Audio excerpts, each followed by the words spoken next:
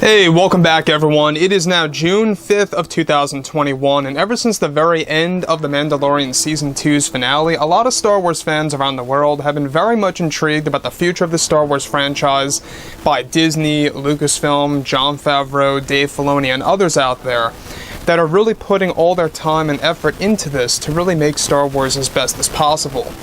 This is Mike Zero. Make sure to subscribe if you're new to the channel for future Star Wars content. Also, make sure to check me out at Mike01 on Twitter if you would like to. Now, going beyond everything related to Jon Favreau and Dave Filoni, we do know that, of course, Disney's CEO Bob Chapek is trying to really gain the trust of a lot of the Star Wars fans that walked away from the franchise. We're talking about the fans that said no more after Episode 9 and pretty much, walked away from Star Wars entirely after that. And especially, of course, the other ones that canceled their Disney Plus subscription based on what happened to GINA CARANO. That's another set of Star Wars fans that they are trying to attract back. So given that we have, of course, the Book of Boba Fett coming out later this year, and now we have the Bad Batch, which, by the way, is very successful. I do suggest that you guys go ahead and check out episodes 1 through 6. It really is, quite an amazing series that's going to have a big finale this August with episode 16. So with that being said, of course, what's really intriguing all has to do with the character of Luke Skywalker. Now, this is a character that Jon Favreau has long been trying to save and to kind of replenish after what Rian Johnson had done with him in The Last Jedi in 2017, and how Jon Favreau really made a great effort with that in The Mandalorian Season 2 finale. So that really opened up the eyes for a lot of fans that things really are possible and things can be done. So with that being said, there's a very interesting development going on right now involving the Luke Skywalker recast. So now that both Disney and Lucasfilm are primarily focused on their new Star Wars movies and TV shows in order to attract some of the hardcore Star Wars fans again, however, it's described that currently both Dave Filoni and Jon Favreau are making drastic changes to the Star Wars universe, such as recasting the role of Luke Skywalker for the Mandalorian seasons and future Star Wars TV shows for Disney+. Now, it's described that Lucasfilm is said to have 3 picks for who is set to take over the role of Luke Skywalker for future Mandalorian seasons and new TV shows to come. Surprisingly, number 1 at the top of the list is, of course, currently Sebastian Stan. It's said that Lucasfilm has 2 backups to him, to who will play the new young Luke in future projects. One of the other actors, on the other hand, and on the actual list on Disney's payroll, is actor Tobey Maguire from the Spider-Man movies, who is set to make an appearance in either Spider-Man No Way Home or Doctor Strange 2.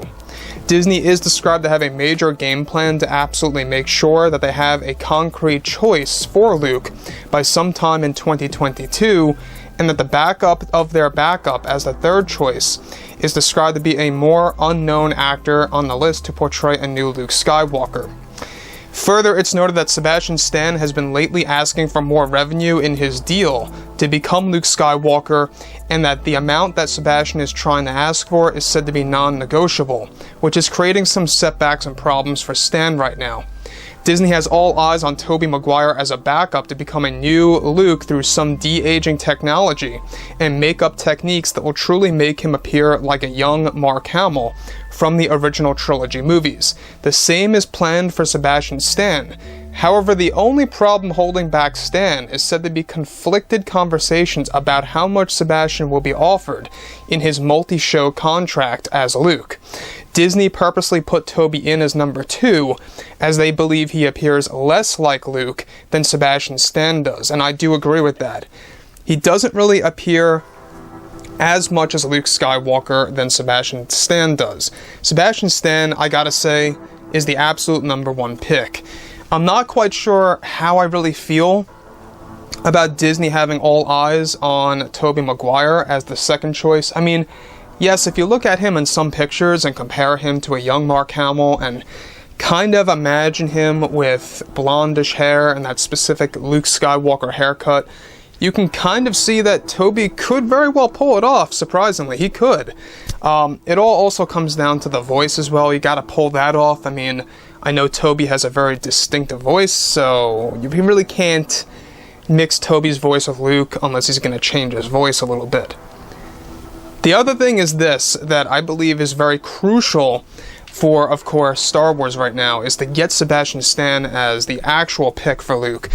Not saying that I think Tobey Maguire is a disaster of a pick for Luke. I think that it can be done in different ways, like I mentioned, how they plan to do makeup techniques and de-aging technology to kind of make him appear as if he's in his 30s. The same exact thing goes for Sebastian Stan, kind of trying to make him appear like a young 30s Luke. That's a very interesting way to go about doing things, of course. Now, the other thing is this, is that Tobey Maguire, given that he is on Disney's payroll right now, a lot of things are happening with Spider-Man No Way Home and or Doctor Strange 2 and the Multiverse of Madness. A lot of things are happening with Tobey Maguire and his career as an actor coming back on board.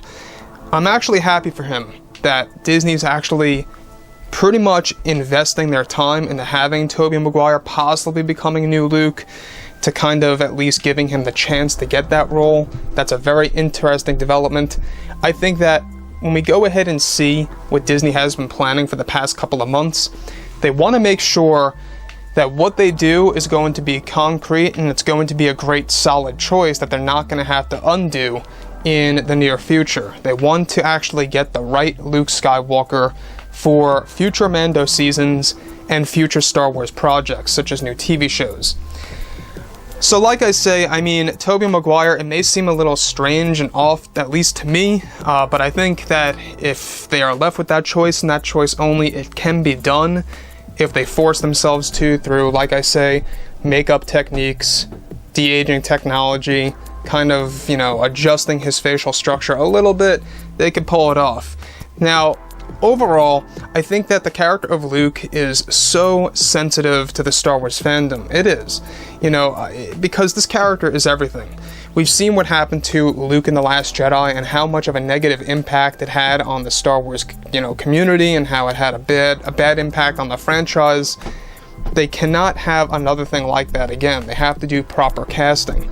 I still stand by my opinion that Sebastian Stan is the #1 pick for Luke, but they have 3 choices. It's Sebastian Stan, Tobey Maguire, and some unknown actor as the backup of the backup, the third on the list. So, a lot of things are happening. Let me know what you guys think about all of this below in the comments, and if you guys did enjoy the content for today, do make sure to drop a thumbs up on this video to support the channel. I thank you all so very much for the kind support, and I'll catch you guys next time.